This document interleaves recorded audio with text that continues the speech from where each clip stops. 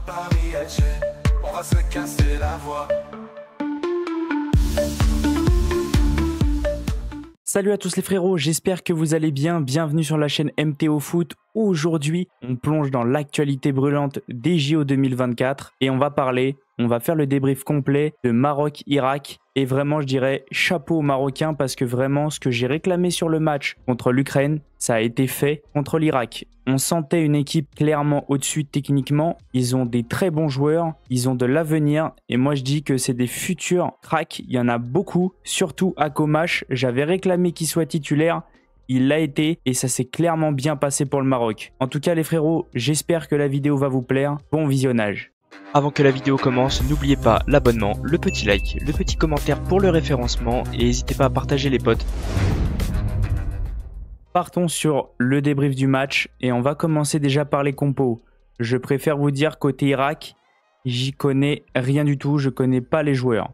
Par contre, côté marocain, il y a beaucoup de joueurs qui m'ont vraiment impressionné. Déjà, j'avais réclamé la titularisation de Akomash et les gars, ce joueur-là, je suis content qu'il soit à Villarreal et il peut clairement, mais clairement grandir. Il a un peu le style de jeu à Yamal et c'est ça qui me plaît. Et pour moi, il peut encore plus évoluer. Donc, le Maroc, vous n'avez pas Yamal, mais par contre, vous avez Akomash. Et moi, j'en suis vraiment très content. Je suis vraiment très content qu'il soit à Villarreal. Concernant Raimi, gros match. Encore une fois, très gros match. Et là, cette fois-ci, il a marqué. Il s'est pas loupé.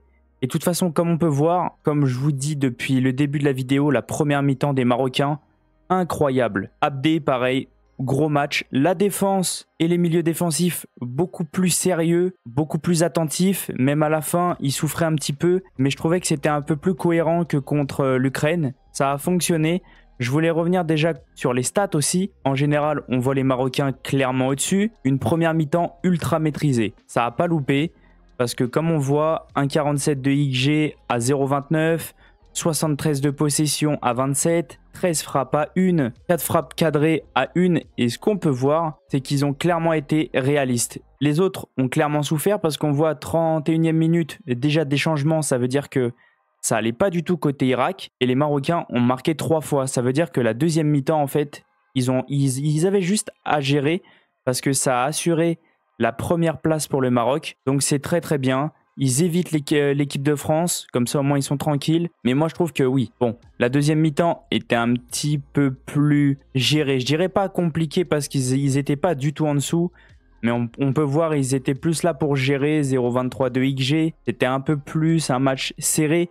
Mais les Marocains n'avaient pas non plus envie de forcer et se blesser. Parce qu'à 3-0, ils étaient clairement premiers. Donc concernant tout au long du match, moi, j'ai trouvé des Marocains très sereins, avec une autre envie que par rapport contre l'Ukraine. Oui, il y avait un niveau technique clairement au-dessus, mais de mon côté, j'ai senti des Marocains qui avaient envie de gagner. Après, le souci contre l'Ukraine, c'est que ils étaient pas encore éliminés. Là, s'ils perdaient ou ils faisaient match nul, c'était fini. Donc dans leur tête, ils ont dû se dire va falloir qu'on marque parce que sinon on met en danger nos chances de qualification. Surtout que l'autre côté, c'était très serré. Personne ne savait trop qui allait se qualifier. Donc oui, je les ai trouvés beaucoup plus réalistes et je les ai trouvés vraiment très agressifs. Sur le porteur du ballon, j'ai eu l'impression de voir d'autres joueurs, c'était des joueurs très vifs. Alors sur ce côté-là, les Marocains m'ont clairement impressionné en fait. J'ai regardé l'Espagne, j'ai regardé l'Argentine, j'ai regardé l'équipe de France. Et pour le moment, en étant sincère avec vous,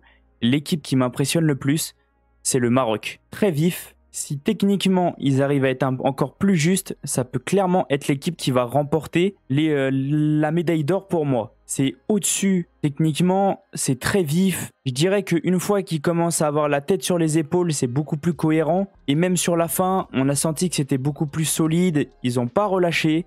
Et vraiment, c'était un gros match. Par contre, j'aimerais revenir aussi sur tous les buts qu'il y a eu pendant ce match. Très belle action là, Hakimi qui centre pour Richarlison, de la tête tranquille. Ensuite, il poussait, hein. C'était clairement des moments forts. Donc les Marocains ont clairement pris le dessus.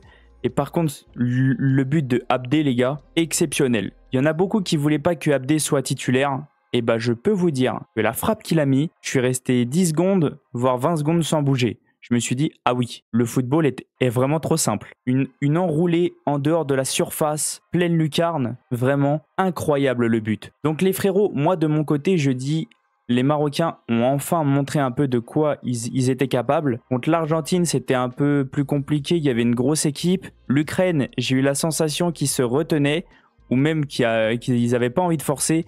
Et là, contre l'Irak, j'ai senti des Marocains ultra favoris, ultra offensifs et vraiment très très forts. De votre côté, n'hésitez pas à me dire ce que vous avez pensé du match. Est-ce que vous pensez que le Maroc est un favori ou pas? Mais de mon côté, moi, je dis, j'ai la sensation que si vraiment ils jouent comme ça tout au long de la compétition, par contre, à voir contre la France, contre l'Espagne, contre l'Argentine, voir ce que ça peut donner. Et encore, ils ont battu les Argentins. Moi, je pense qu'ils peuvent clairement aller chercher la médaille d'or. Parce que vraiment, c'était un très beau match. Et je voulais aussi revenir, avant de finir la vidéo, sur Hakimi. On sent que c'est clairement un leader. Il court partout. Il a le brassard. Il essaye de remettre tout le monde en place. C'est ce que j'avais réclamé contre l'Ukraine. Et il l'a très bien fait là contre l'Irak.